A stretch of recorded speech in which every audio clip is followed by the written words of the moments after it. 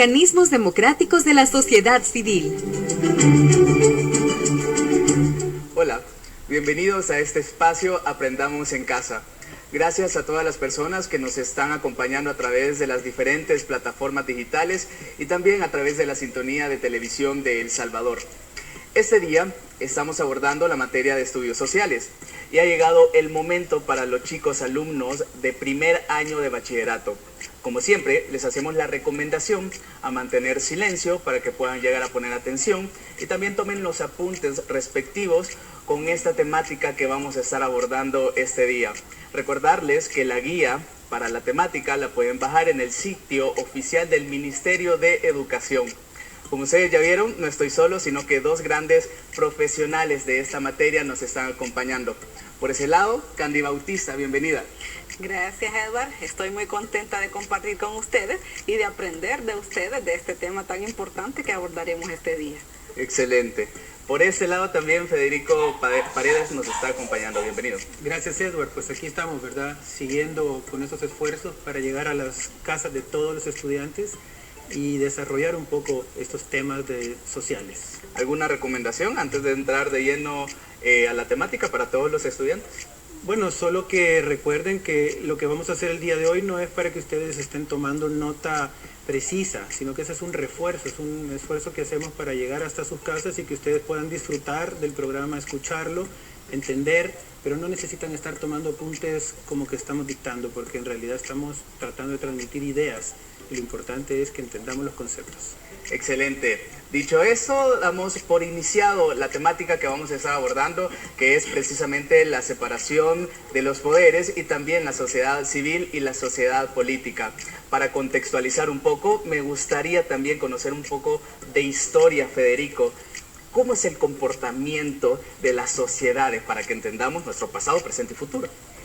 Bueno, creo que es importante que nos refiramos a aquello que Aristóteles comenzó a describir en su texto La Política, refiriéndose a Atenas y a la ciudad-estado que es Atenas. Ya habíamos visto cómo Aristóteles hablaba sobre este primer lugar donde la democracia se estaba ejerciendo y él estaba estudiando estas instituciones.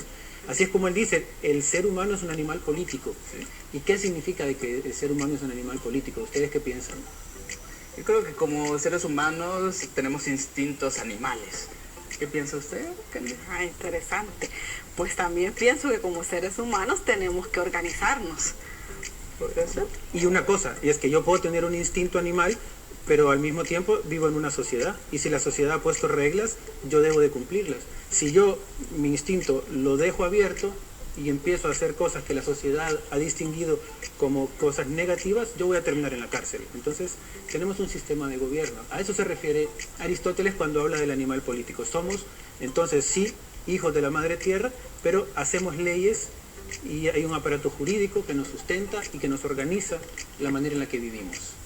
También complementando eso de las reglas normativas para una mejor convivencia, Aristóteles también hablaba algo de funciones, Candy. Así es, y es importante retomar la idea del animal político que Federico nos acaba de explicar, porque cuando se gobierna, en este caso una ciudad-estado, es necesario establecer reglas, pero ¿cómo se gobierna? Entonces Aristóteles lo que propone como funciones para ejercer ese gobierno son tres elementos, los cuales son uno, deliberar, juzgar y mandar.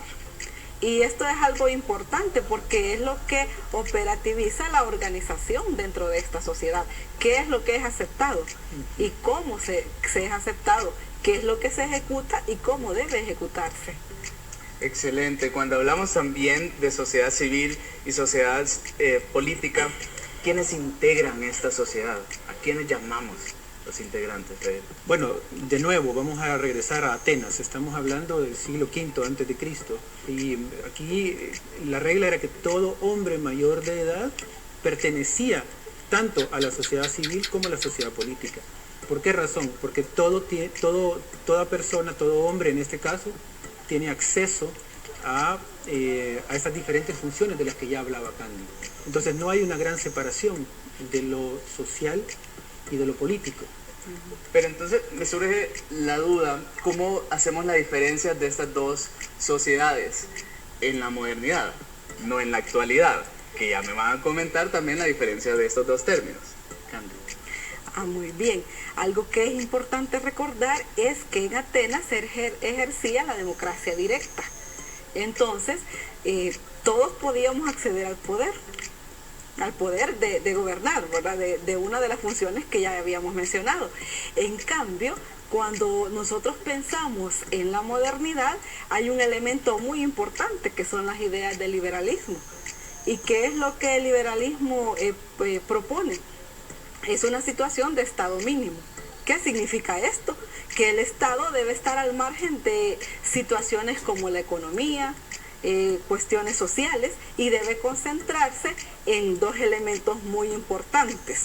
Uno, que es el de garantizar los derechos individuales, y otro, de ejercer o de buscar la manera de que sus derechos se hagan, si es posible, pues a través de la fuerza.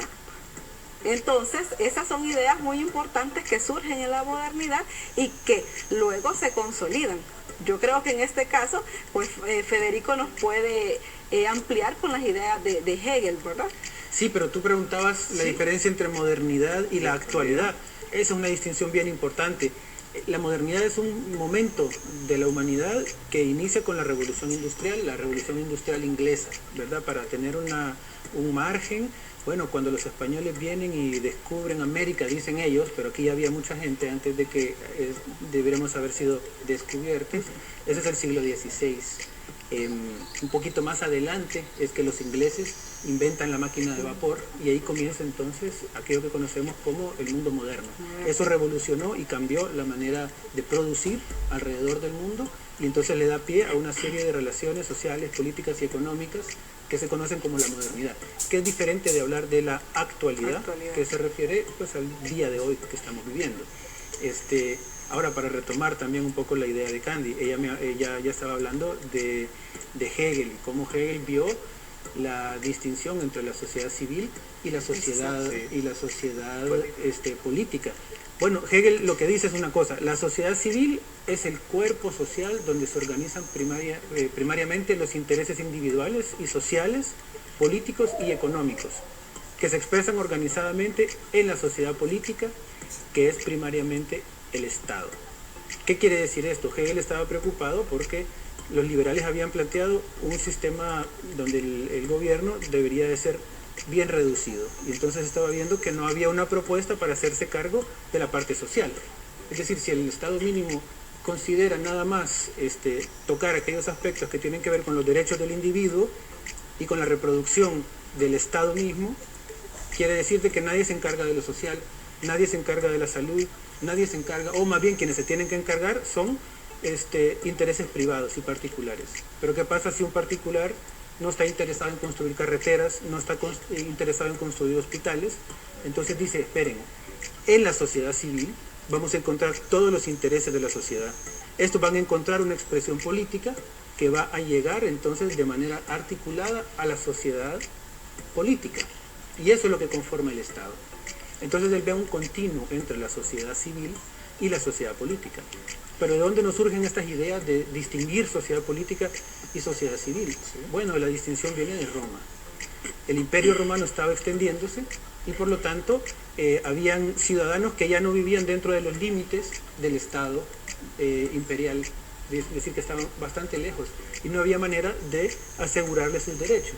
Por eso los romanos dijeron, vamos a hacer una distinción entre la ciudadanía legal y la ciudadanía política.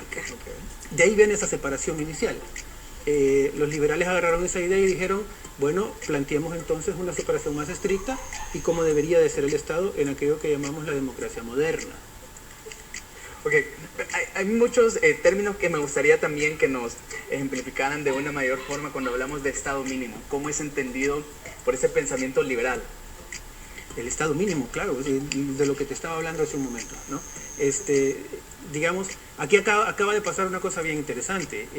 Hace unos días vimos un cohete espacial, ¿verdad?, llevando tripulantes, astronautas a la estación espacial allá que orbita alrededor de la Tierra, pero quien ha pagado enteramente la tecnología para hacer eso ya no es el Estado, sino que es un ente privado.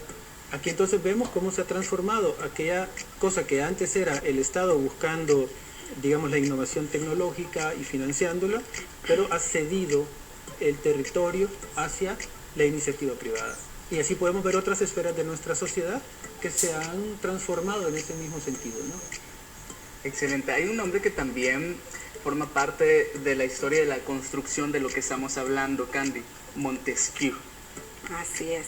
Bueno, es importante, ya que llegamos a la idea de la democracia moderna, tomar en cuenta lo que Montesquieu ha planteado sobre la forma de gobernar y las condiciones que debe garantizar en una sociedad la forma de gobierno. Algo muy importante es mencionar pues que Montesquieu hizo estudios de Roma, de la forma en la que se organizaba, y pues además pues estudió a los ingleses. Y hay un libro muy importante que es necesario quizás mencionarlo para que los estudiantes que quieran buscarlo puedan hacerlo, que es El espíritu de las leyes. En este, pues que fue dado a conocer en 1748, de Montesquieu describe la forma en la que él analiza a la sociedad romana y a los ingleses, y pues hace un elemento importante. Al hacer el análisis de las ideas de Aristóteles, él viene y limita las funciones que habíamos mencionado al inicio, ahora llamándolas o tomándolas como separación de poderes. Y eso es algo muy importante porque es un elemento que se mantiene hasta la actualidad. ¿Y cómo es que Montesquieu realiza la toma de esas ideas que inicialmente Aristóteles tuvo y las transforma? Justamente dice que en Atenas una persona que era parte, llamémosle así, de una de las funciones como la de juzgar, podía ser parte de otra. Sin embargo, él menciona que ya no debe ser así, que debe haber un límite para evitar la concentración de poder. Y es así como establece los tres poderes que nosotros conocemos aún en la actualidad, que son el ejecutivo, el legislativo y el judicial. Y justamente, como mencionaba, con la intención de hacer un ejercicio de equilibrio de autoridad, para evitar situaciones de bueno, ya hemos mencionado concentración de poder, como se daba en pues los gobiernos aristócratas y autócratas, en el que una persona o un grupo muy reducido de personas tenía el control de las diferentes potestades de gobierno. Con todo eso que nos está mencionando Candy, también se me viene a la mente una pregunta que creo que es crucial e importante. ¿Qué pasa si el ejecutivo, Candy, en este caso también Federico, se une con el legislativo? Y eso es importante analizarlo, porque como Montesquieu establece la separación de poderes, hemos dicho, para evitar concentración de poder, para evitar tiranía, si en un momento el Ejecutivo se une con el Legislativo, tendríamos una situación que el que hace la ley también la ejecuta. En ese caso, Montesquieu establece que si hay un tirano, o sea, hay alguien que es corrupto y hace una ley, también puede ejercerla de forma tirana. Es decir, concentra el poder y se pierden las libertades para la población. Y en el caso de que el judicial no se separe del legislativo, ¿qué sucede? Otro elemento que es importante es, el judicial es aquel que juzga, ¿verdad? Sí. Entonces, si el que hace la ley es el mismo que juzga, entonces se pierden también las libertades. ¿Por qué? Porque yo soy el que aplico una sanción o una condena, pero también la ejecuto. Entonces se pierden las libertades y los derechos y se concentra el poder. Y en el caso de que el órgano judicial no se pueda separar del órgano ejecutivo. Bueno, en ese caso vamos a retomar las funciones así de forma breve. Aquel que hace la ley es también el que juzga. Sí. Entonces, estaríamos dando, por ejemplo, a los jueces el poder para poder ejecutar leyes sin ninguna restricción de autoridad.